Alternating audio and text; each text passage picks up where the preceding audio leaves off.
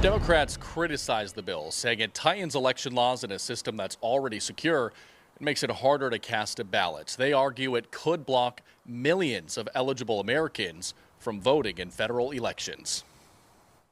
I'm asking you to approve the Save America Act. President Trump in his joint address to Congress pushing the Safeguard American Voter Eligibility Act. They want to cheat, they have cheated, and their policy is so bad that the only way they can get elected is to cheat. The bill would require citizens to show documents like a birth certificate or passport in person, along with photo ID when registering to vote or making changes to their registration. You'd also need to bring photo ID to the polls on Election Day. Republicans say it's necessary to ensure only citizens vote. However, there's no evidence of widespread voter fraud. I feel good about how things are done in Washington State. We've worked really hard on it over the last 20 years. In Benton County, every election, we usually have a handful of cases that are reviewed. Auditor Brenda Chilton says over the last 15 years, none of them, except for one, was related to citizenship. Oftentimes what we see is that people don't understand the process. Opponents say the bill creates new hurdles, disenfranchising millions of otherwise eligible voters. The Center for American Progress estimates nearly 2.8 million Washingtonians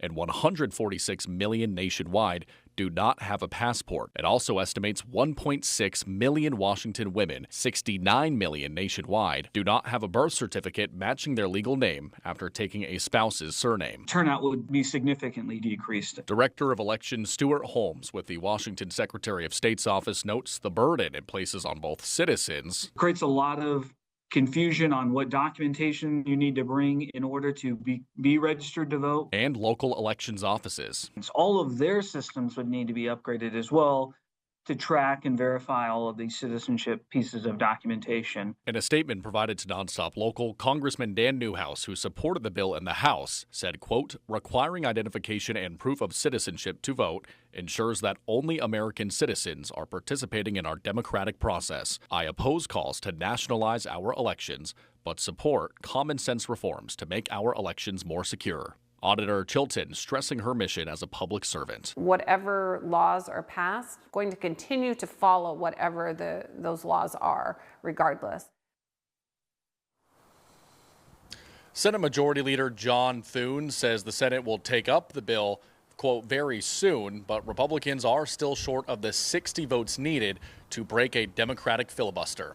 Live in Kennewick tonight, I'm Xander Adams, Nonstop Local.